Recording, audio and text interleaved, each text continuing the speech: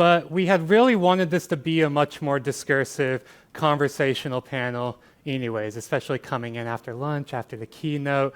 So the kind of order of operations, right? You know where we are, of course, acknowledge elders past, present, and future, acknowledgement of the land that we are speaking on today. And you are in the Automating Precarity Labor Logistics Technology session. If that was a mistake, you've got a moment now to get up and sheepishly go out the door. I won't look. But if we could get the PowerPoint up. Yes, perfect. So the kind of order of operations then is, I'm Jathan Sadowski. With me is Melissa Gregg, anthropologist, ethnographer from Intel. This session today is really talking about some early work that I am part of that was funded through a seed grant from the Center of Excellence on Automated Precarity or Automating Precarity. And the project team, Lauren Kelly, Tal Fan, Chris O'Neill, and Jake Goldenfine. The last three, Tal, Chris, and Jake, are currently at UC Berkeley, so they're out of the country. As I said, Lauren is down with sickness, down with the sickness as well, and so I will be kind of holding us down. But the kind of order of operations is I'll talk for about 15 minutes or so and give a kind of contextualization and overview of our research and a kind of paper that we are very much in the beginning stages of drafting and working on based on some interview data that we've been doing with workers in e-commerce warehouses around Australia and contextualizing that within a kind of broader sense of what we're seeing as Amazon studies. And so this paper is kind of in some ways pushing back against an overriding focus, almost a sole focus on Amazon within a kind of broader study of logistics and warehousing, of technology in that space. So I'll talk for about 15 minutes. Melissa will jump in with some real-time reactions and ideas based on that. And then there'll be lots of time to really have a conversation. They'll have a roving mic. This is one of those rare sessions where you do not need to apologize for having a comment instead of a question. We welcome all contributions to the conversation. So whether it's a question, whether it's a comment, it's a half-baked idea, whatever it is, when we get to that portion, and that will be the majority of the session, really these are topics and these are ideas, as much of the symposium is, that are not settled, that are not kind of calcified where we already know what the canon is. We know what the conclusions are. It's something that we're all actively working on together. And so through that, your kind of contribution to that will be invaluable to our project, but also the kind of larger research trajectory and focus here. So to help contextualize them, I'll read a little bit from, I'll read some text that Tal Fan actually wrote as part of a paper that we're currently drafting, because it really does a great job, better than I could off the top of my head, just succinctly kind of historicizing and contextualizing our approach to this topic and where we are kind of at with the panel today. So when we first started searching for interview participants for our project on e-commerce warehouse workers, we thought we knew what we were looking for. We just secured a small seed grant funding grant to investigate questions of automation, worker surveillance, and precarious labor in Australia's warehouse and logistics industry. Our aim was to interview warehouse workers to try and document and understand how forms of algorithmic management were changing the experience of work for people employed in those sectors. At the top of our list was Amazon. This was early 2021, and the multinational giant had just started ramping up its operations in Australia. The company had made its debut only 4 years prior, opening its first fulfillment center in Dandenong South in the outer suburbs of Melbourne in December of 2017. and followed by Moorebank in Sydney Southwest in August the year after. And by 2021, it had expanded its operations to include fulfillment centers and offices in Brisbane, Adelaide, Perth, and Melbourne's second warehouse in Ravenhall in the city's western suburbs. They had also announced the site for the Southern Hemisphere's first robotic fulfillment center. The clicker is not working for that PowerPoint. Perfect.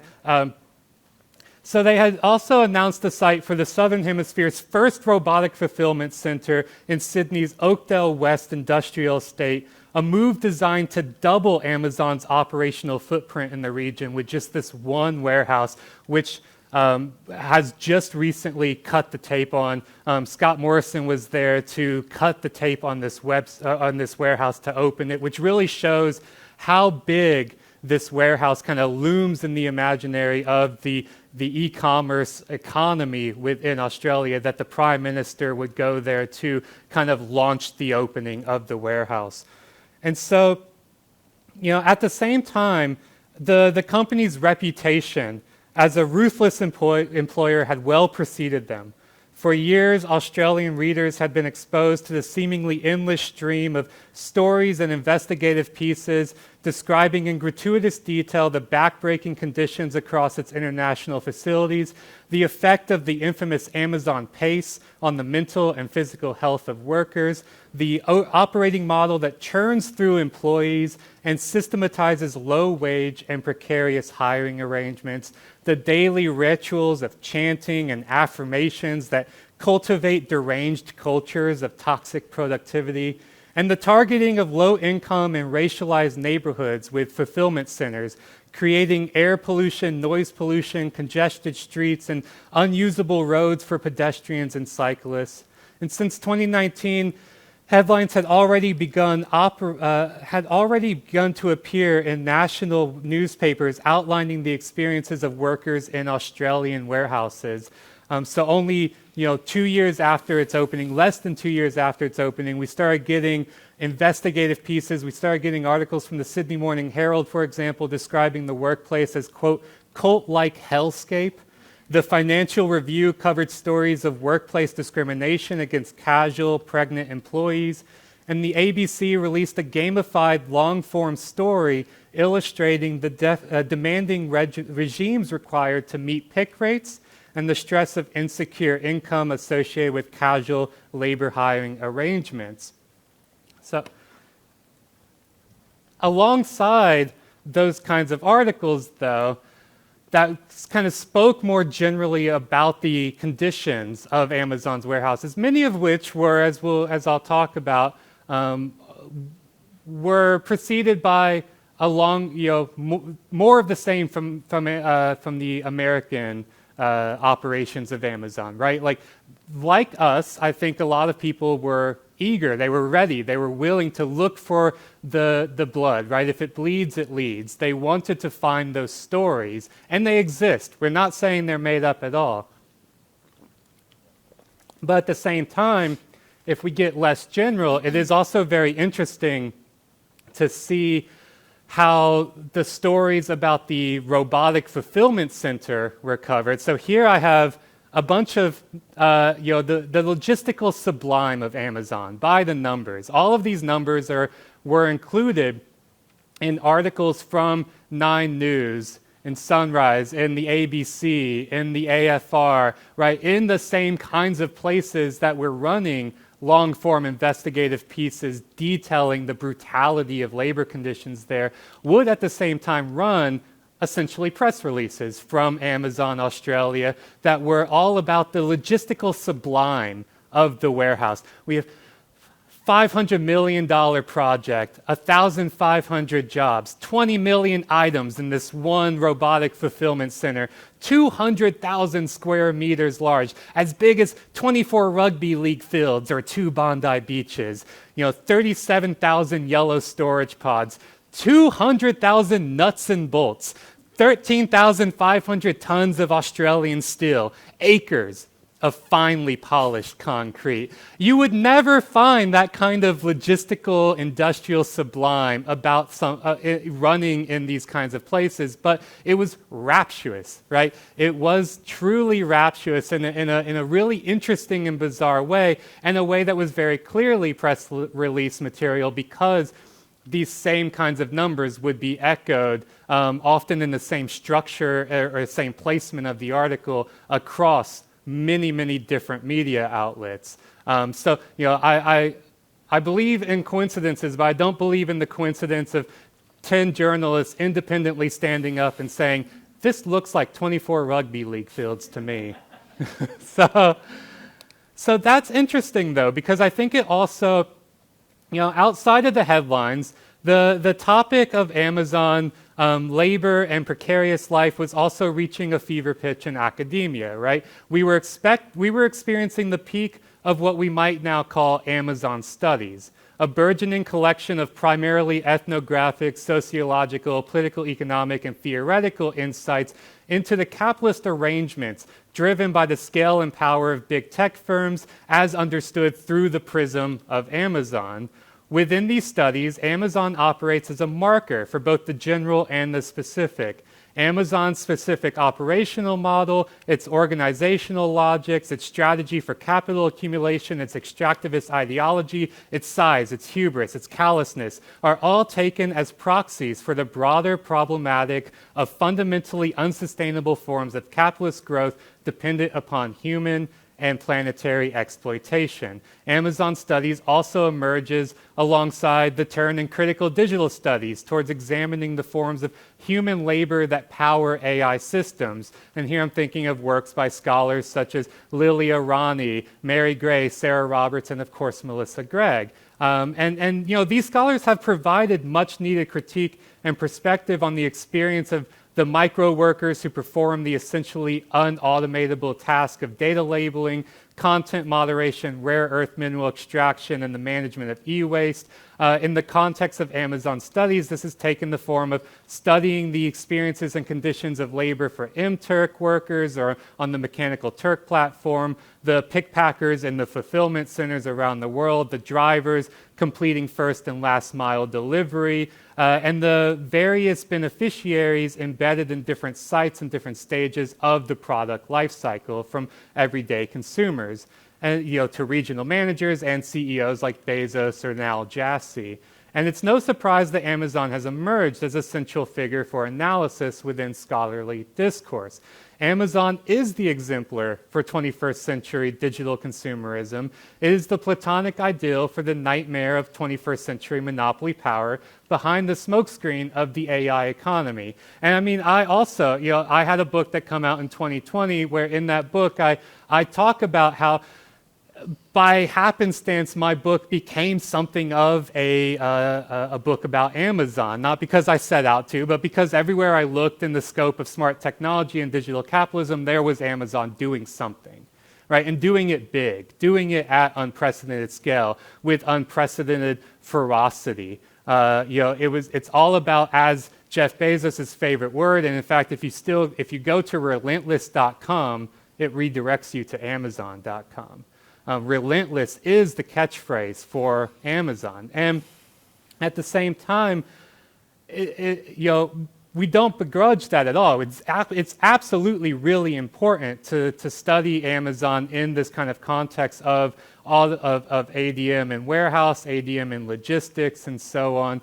At the same time, we do also see ways in which the kind of Amazon effect, right, this idea that Amazon has an unprecedented effect on every industry that it touches, that its forms of exploitation are unprecedented, that its capacities and power to deliver global logistics networks are unprecedented, exceptional, right? A lot of this kind of turns into a form of Amazon exceptionalism. And again, I'll give obviously shout out to my team members and colleagues like Lauren K. Kelly, who has a long union background and has long worked at the Australian Workers Union, which is a major union that covers the warehousing and logistics section.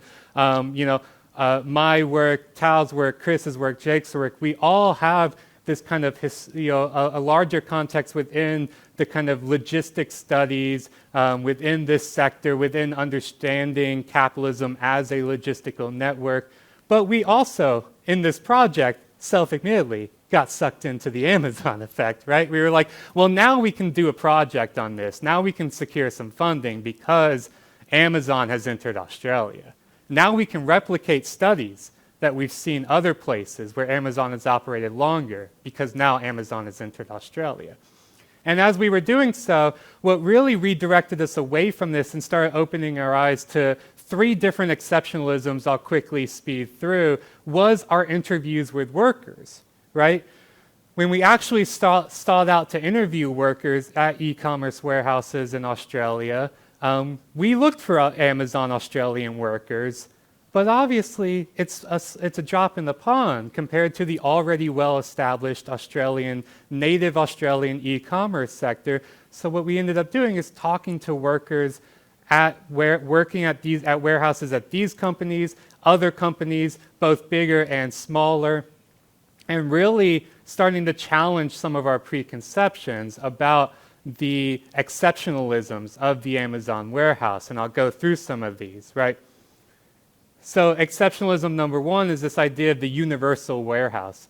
It's this idea that every Amazon warehouse is the same as every other Amazon warehouse around the world, right? And we see this often as a methodological justification to say, I did interviews with workers at one warehouse or interviews with workers working in a couple warehouses in the same city, happens to be the city I live in. I did ethnography there, and that tells me something about every single warehouse around the world, right? I can universalize my conclusions because Amazon themselves claims that they have such rigidity of standards that that are applied across their global empire, that every Amazon warehouse effectively is the same as every other Amazon warehouse, right? And I think part of the kind of dialectic we see here with a lot of these exceptionalisms is a very classic thing that we in in critical studies and investigations of these topics run up against is how much do we believe what they say and how much do we dismiss what they say? The answer is somewhere in the middle, right? We look for those dissonances and dynamics that tell us something interesting about how what a company claims it can do is not necessarily the same as what it actually does. And at the same time, we have to push back against our own tendency to do the if it bleeds, it leads, right? To really follow, to take for granted the claims that every Amazon warehouse is the same as a nice justification to claim my methodology is universalized or generalizable as well, or as a way to make my study more interesting. Because I found people pissing in bottles, so that makes it interesting, that makes it impactful. That means you want to read it and cite it, right? But so we have to we have to push back against that kind of exceptionalism and also understand that just like warehouses across multiple different companies, warehouses in different contexts and different countries that Amazon operates also look different and they operate differently. That second one is the cutting edge technology, right? That Amazon is on the cutting edge of kind of robotics, of warehouse automation, and that the biggest impacts of these technologies are coming from the cutting edge, right? But that's not the case either. It's actually, despite a lot of the Amazon's own marketing, but also despite a lot of the reporting and studies coming from people focusing on Amazon, that again, we want to be studying the cutting edge, right? We want to be studying the emerging technologies, the things that aren't even here yet, right? And so we are very happy to do so when a company claims they're on the cutting edge, they're on the bleeding edge, they're on the vanguard.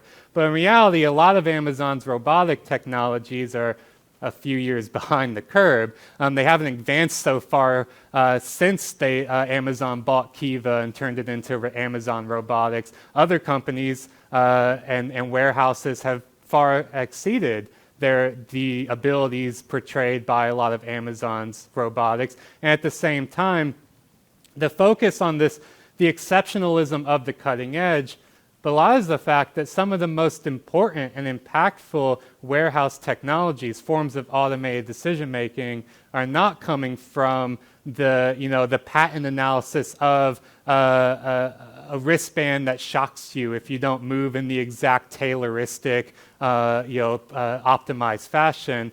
Some of the most impactful technologies that have actually reshaped the labor practices and production and logistics in this sector are things like barcode scanners, right? And this was really clear in interviews that we've done with workers that were actually at warehouses where they were there pre the implementation of barcode scanning with inventory management software, and after the implementation of barcode scanning with inventory management software.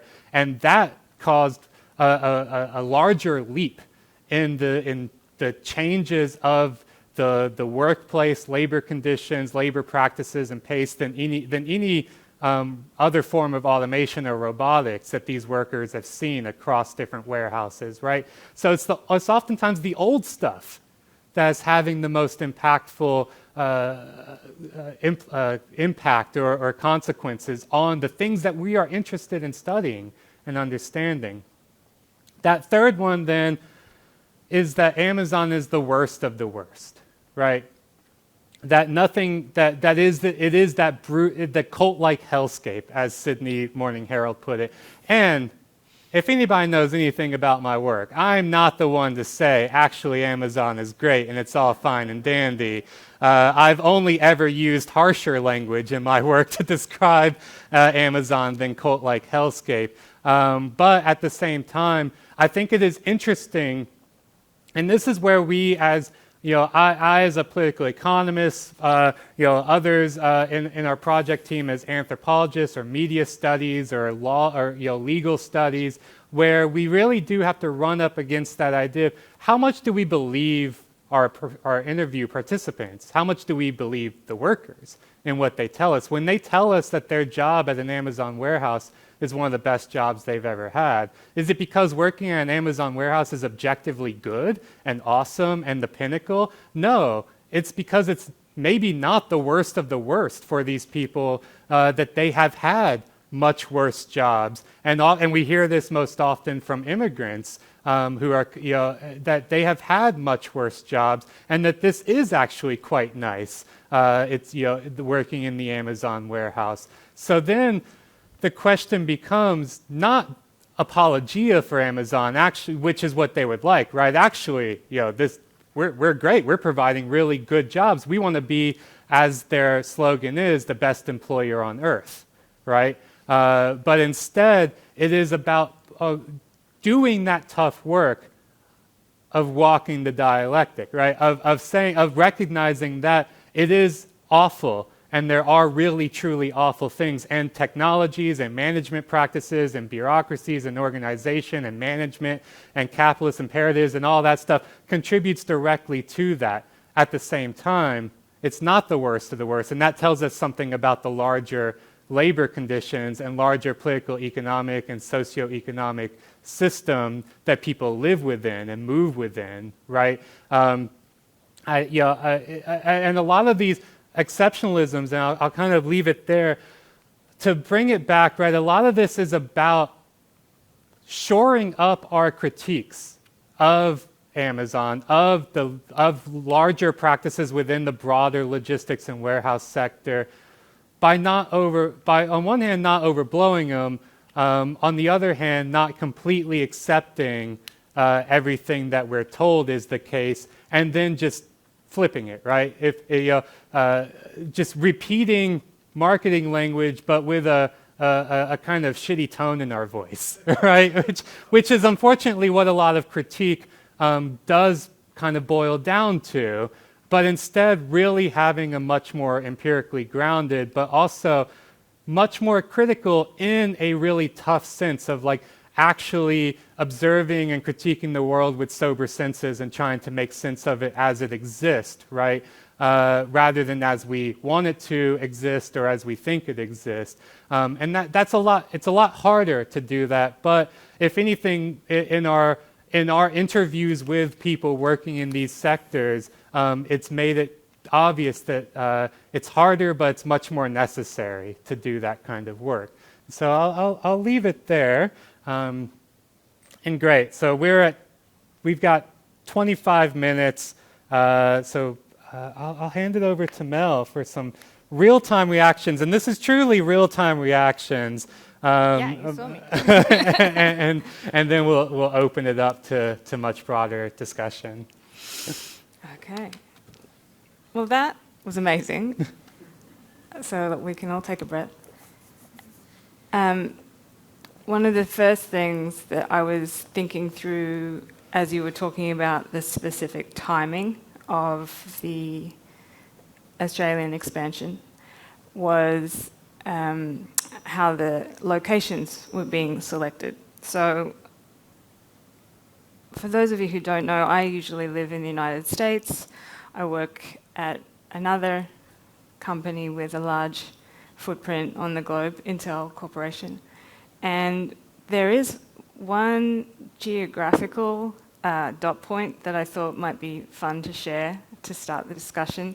Over the last few years, Intel's airport out in the Hillsborough region outside of Portland has become a shared airport with Amazon. And this airport used to be the place where you caught what Intel employees call the nerd bird. So the nerd bird is the commuter shuttle that runs between Oregon and Santa Clara, so Silicon Valley, on a couple of hours each hour cadence each day. And a lot of these tech companies do have their own private shuttle services for employees going back and forth. The Amazon presence in Hillsborough has grown at a very similar time period to the one you just described, and it has resulted in the airport needing to be expanded just to carry the weight of the amount of packages being freighted in.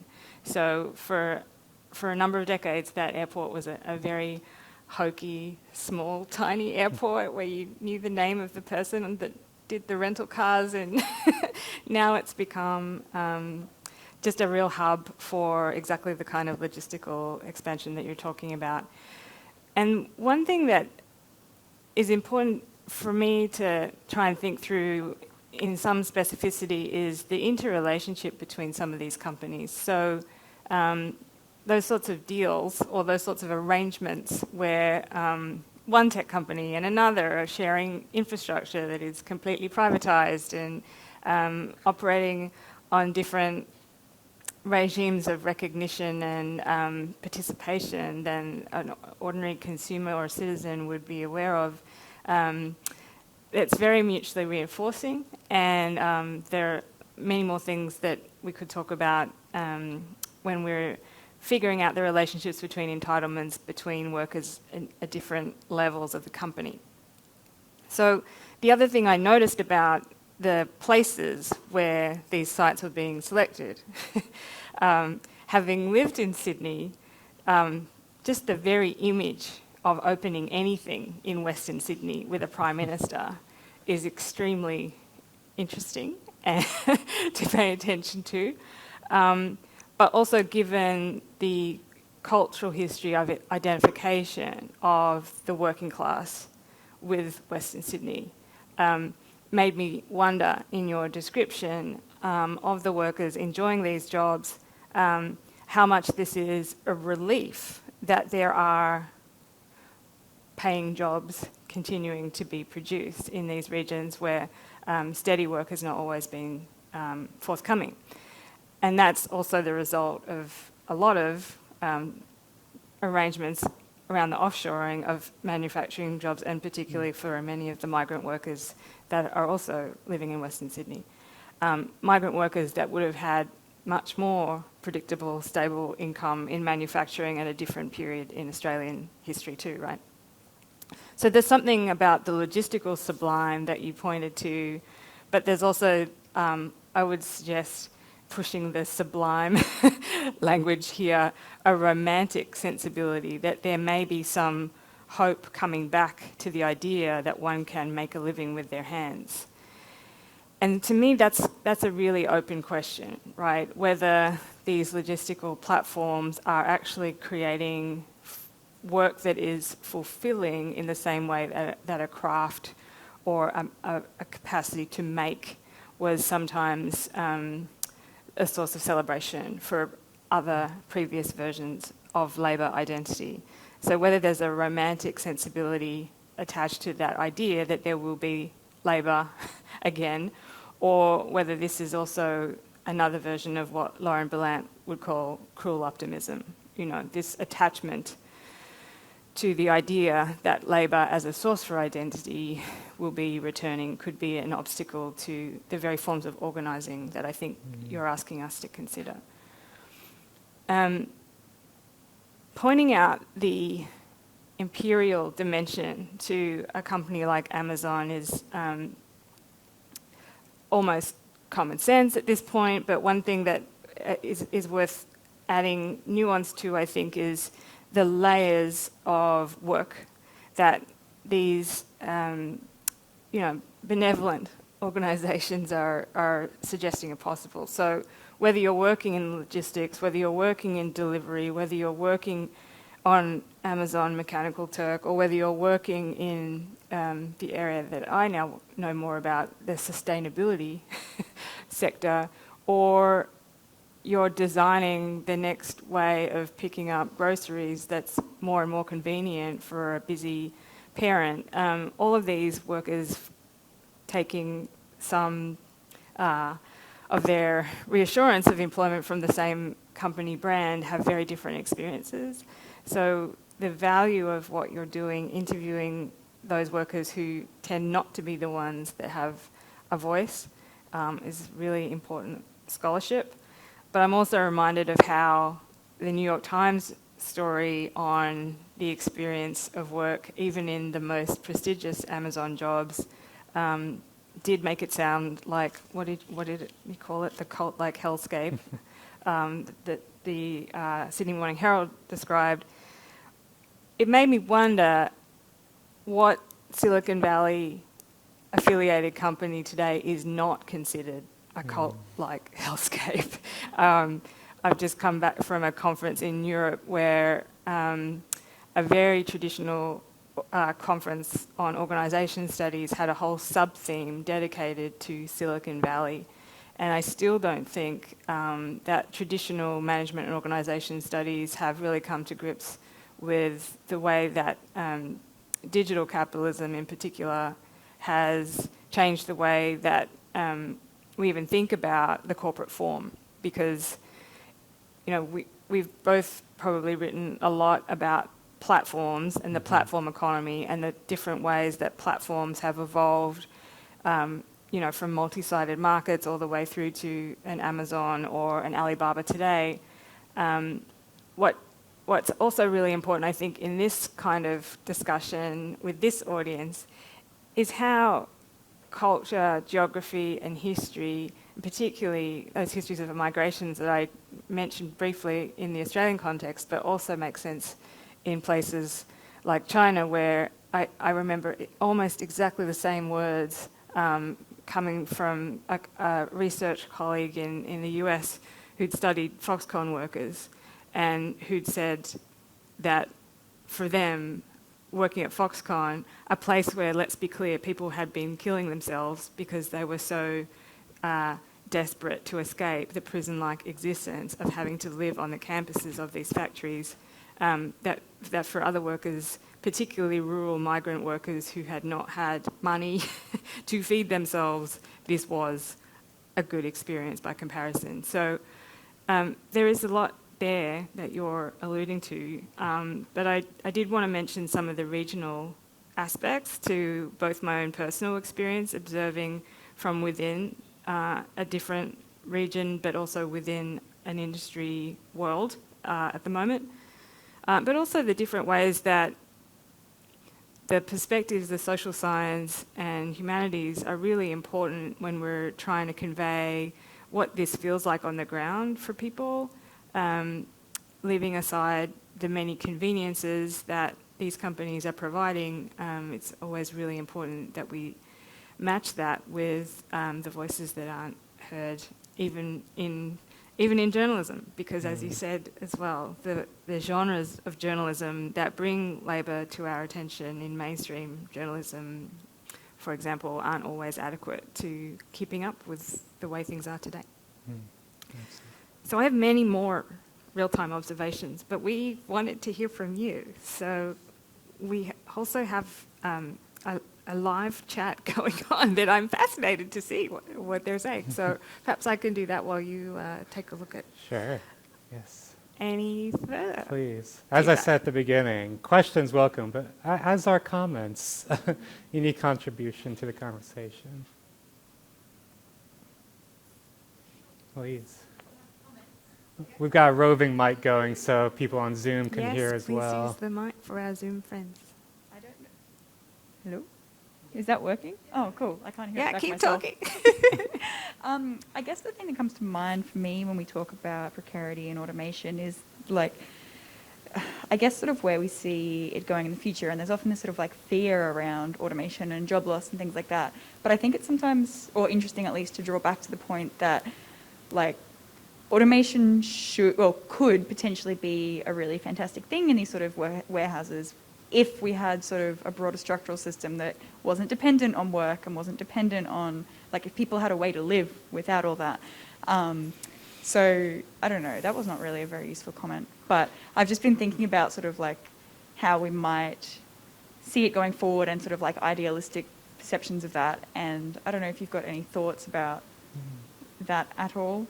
Yeah, no, I think that's a very useful comment because I think it really highlights, and it's maybe something that didn't come through in my remarks as well, but that word precarity is a really key part of our project and something we're focusing on a lot as a kind of the contemporary nature of working conditions now as one largely either defined by precarity or casualness, or it's used as a threat, right? If you aren't precarious now, you could be.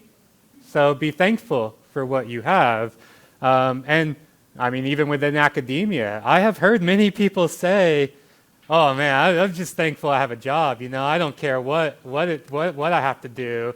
So it is. I think that aspect of precarity is important, but as is that modifier there of automating or automated precarity is the way in which a lot of automated technologies are not being used actually to eliminate people.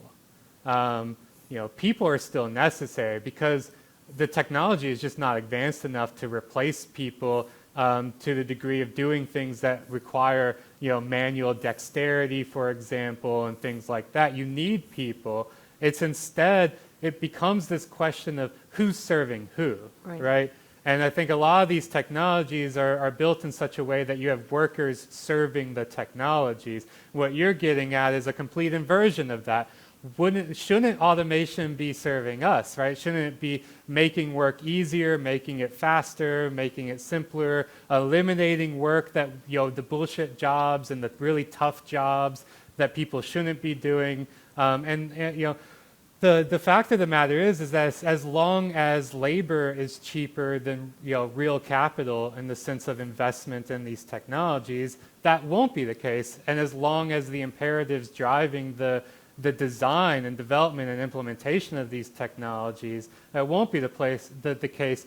I think it's a perennial question in the politics of technology of previous to Amazon, it was factories, right? Is there a big switch that's turned on to capitalism, and then all the workers have to do is switch it onto socialism or communism, and now that same factory, those same technological systems are operating for completely different purposes and ends? I don't think that's the case. I think we have to really reconceptualize what different technologies and different relationships to those technologies look like. Because, I mean, a lot of what we have right now, I think it gets to, and Mel's comments reminded me of this as well. You know, to be sure here, we're in no way denigrating a critical focus on Amazon. We think that's immensely important. What we're pushing for is a contextualization and a historicization of a focus on Amazon. As a political economist, I see this a lot now, whether it's Amazon or whether it's surveillance capitalism or platform capitalism. It's a lot of people getting into studying a sector or into a structure that are doing so because they were brought in by Amazon, right? Well, Amazon says they're unlike anything that's ever existed before, so we'll start here, right? To study logistics and warehousing. Or surveillance capitalism, right? It's like, well, I'm going to study platform or surveillance capitalism, and this is unlike anything that's ever existed before, so I'll focus on the platform or the surveillance aspect of it. That's what Zuboff tells me is the problem. It's not. It's the capitalism, stupid, right? Like, that's the problem here, and I think we have to really push to historicize and contextualize things that claim to be different that are in a lot of ways the same. I think of your co-author, Mark Steinberg, has a really brilliant article on platformism as Toyotaism, just drawing what is such an obvious connection because he makes it so well, of like so much of the platform model was actually pioneered by the Toyota Corporation decades and decades and decades ago. That's a book plug, by the way. Thank you very much. The thing that we really wanted to emphasize in that book, and I was alluding to it in my comments, is we think that the high point of modernity in Anglo-Europe and US context is Fordism. You know, the Fordism pioneered the stable job and, you know, the reciprocity between employer and employee, and this all being set in a very comfortable way. But actually, it's Toyotism that revolutionizes management in such a way that workers' expertise becomes factored in to the way that you can continuously improve and refine the output of the factory. And the US imported that method in the same way that I was suggesting that Amazon and clearly Meta are trying to import some of the successful platform business models today that have been pioneered in the Asia Pacific.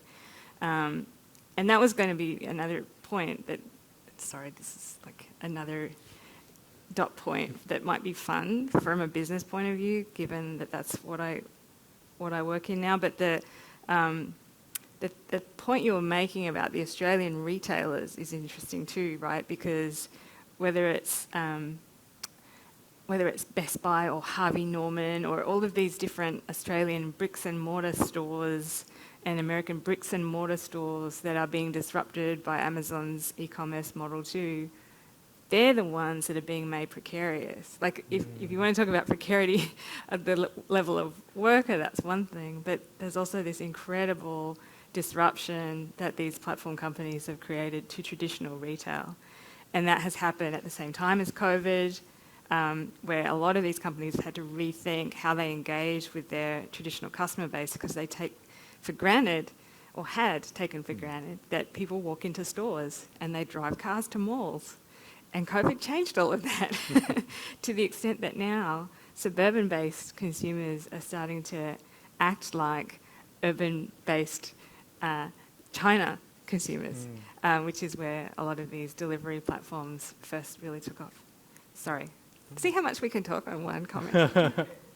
Great session, thanks. I'm interested in knitting or the coming together of people and how that happens and how people create meaning in unlikely circumstances. Just thinking about the kind of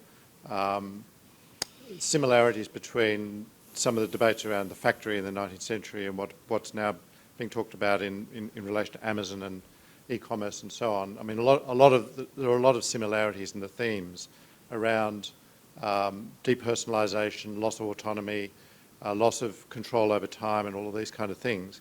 and a lot of this analysis was developed to the 19th century factory system as well. If you look at the kind of social composition of the workers in the 19th century, they were uprooted from traditional forms of life, dumped in these urban locations, and with no prior connection between them. But what we now know is that they became the working class. And there's now a lot of romance about that and about the making of things in factories and so on. And the story's been told by people like E.P. Thompson, the making the working class and so on. So what I wonder about, and this goes I think to some of the points you were trying to make, Jathan, about the differences between different sites of e-commerce. What are the kind of knitting or coming together or meaning making practices that people are engaging with in those places? That's going to depend a lot on who they actually are, where they come from, what sort of connections they're able to find in their communities, in their relations with each other, around conversations around their workplace, perhaps probably not labour unions, but other kinds of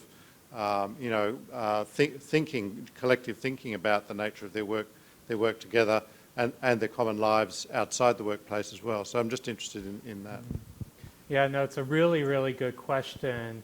And I think it gets at one of the kind of headshots of the precarity conditions, right, is that it starts eroding solidarity, right, which is exactly what you're describing here in terms of knitting together, communities coming together, finding common bonds, and through that enacting some kind of collective identity, collective action, collective bargaining, right, these kinds of things. But that requires that kind of time off and intimacy and sameness, right? It requires you working with the same people for a very long time, going to the same barbecues, playing on the same sports team, living in the same community, kids growing up together.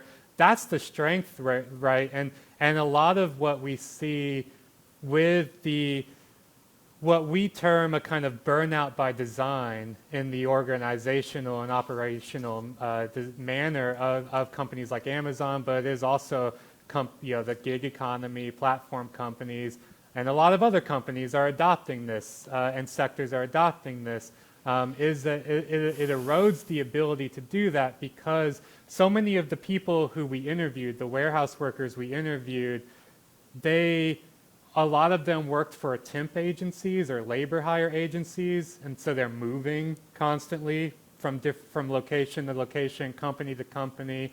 They are coming in. They don't have time, energy, or ability to get to know people and build. They're like, I'm here, I do my job, I clock out, I don't want to make any trouble, I want to keep this job, right?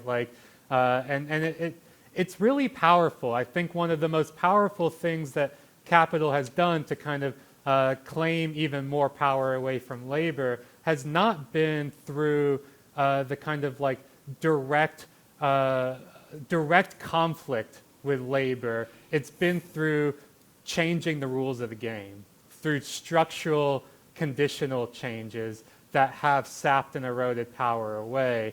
And I think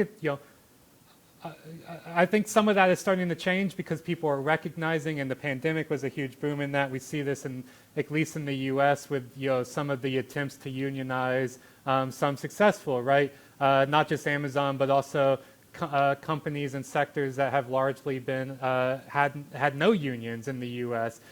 We see as well unions in Australia that has a much stronger trade union culture and organization than the U.S. Or places like Europe, which is the same, much stronger compared to the U.S., anywhere stronger compared to the U.S., where this is a real live issue right now, because I think the stakes are really quite clear to everybody involved. Yeah, there's a comment in the chat too, talking about the way that workers are gamified to create more competition between each other. Thank you, Luke. It's also something we talk about in this book I mentioned, where in the Foxconn model, taken from China to Eastern Europe, those mediators of labour, my friend Ravica Andreevich talks about this. It's like you have are mediators who are purposefully recruiting different ethnic minorities to work in the same factories, who do not share the same language and are often, inheriting a lot of opinions about each other that are going to directly create that level of competition or alienation or potential harm, and very unlikely to have solidarity. So it's not just the fact that they are transported to be at these sites and to be with people who are unlike them. It's also the fact that these are migrant workers who have very specific time-bound deliverables and are not paid until a certain amount of those deliverables come through. So more innovation. Yes. In management. Hello. Yes. I was wondering, Jathan, if you can talk a bit about the real estate strategy of Amazon and how they managed to create these facilities in Australia, how they convince politicians, considering that I guess they don't pay that much taxes, but they create a lot of jobs. So is it just about the jobs, or is there something else that is specific about Australia, about maybe locations? And also, is there resistance, like there organized groups, activists around these things in Australia? I know, for example, in France, that there's Friends of the Earth that managed to block the construction of 5 warehouses. And if there's organized groups, what are their main claims? Is it about the environment? Is it about jobs? Is it something else? Thank you. Yeah, it's a great question, and I think it might have to be our last because we're actually right at time. This was a short session made shorter by the lapse, but that's okay. It's a really great question, Luke. And so, I mean, just really quickly, this also is part of the Amazon effect and the Amazon exceptionalism, is this idea that Amazon's entry into Australia will have an exceptional effect on the economy. It won't. It's so small compared to the larger e-commerce sector, and there are so many companies that are much bigger, and not just in the kind of the delivery of consumer goods like Amazon, right? But also other kind of e-commerce, thinking about like Kohl's and Woolies, right? Have very strong e-commerce sectors as well, grocery delivery. So compared to that, Amazon is quite small, but it's flashy, and it's the Amazon effect, right?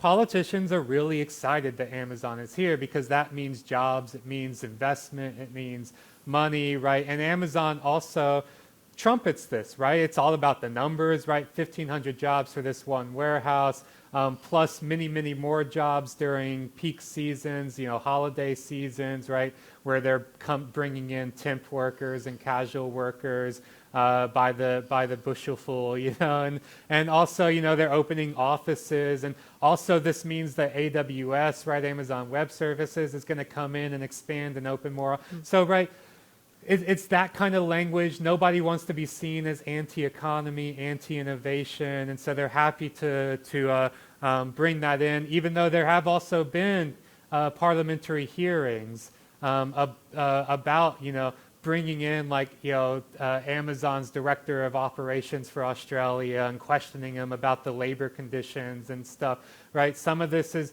really showy, look, we really care about the working conditions here, but please, please come, right? Please come. And so I think that is that kind of flip side of that Amazon effect, that Amazon exceptionalism, is that if we draw a ton of attention, even if it's critical, even if it's with a shitty tone in our voice, to the things that Amazon does, we could inadvertently build them up so large that a politician is like, Amazon's doing that? Hell yeah, come, bring them in, right? Bring them in. And this is also a really big point of contention for a lot of our, like the JB Hi-Fis and the Kogans and the Harvey Normans and stuff, who are like, we're not getting these tax breaks and these subsidies, right? And so they use that as ammunition to then lobby the government for tax breaks and subsidies and stuff that they may not have already been getting. So that, I think that is part of that Amazon effect. In terms of the real estate aspect, as far as I've seen, there hasn't been any thing around the warehouses in Australia, like blocking the building of the warehouses. They've kind of snuck in. I mean, the Western Sydney one has been celebrated, right? And this is seen as a kind of one of the broader like redevelopment and development of Western Sydney, right? But you're totally right that there are lots of examples, and this is also totally contextual, of blocking warehouses. You brought up France, Friends of the Earth, so on environmental grounds. But of course, Amazon, the white collar sector, right, tried to build their headquarters or half of their headquarters in New York City, a few years ago, and that was blocked not because of like environmental or economic grounds or anything, but social grounds. People just being like, we don't want Amazon here. It's going to cause gentrification. It's going to cause all of this, right?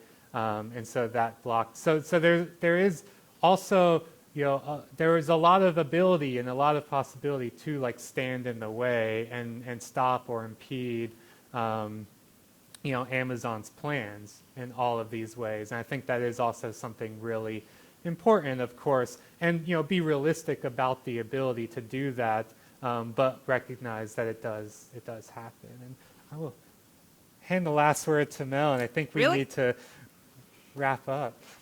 I think that's a very good place to end, given that you mentioned we are out of time, and running a good logistics ship here would be appropriate, right? Thank you so much for your participation. Thank you.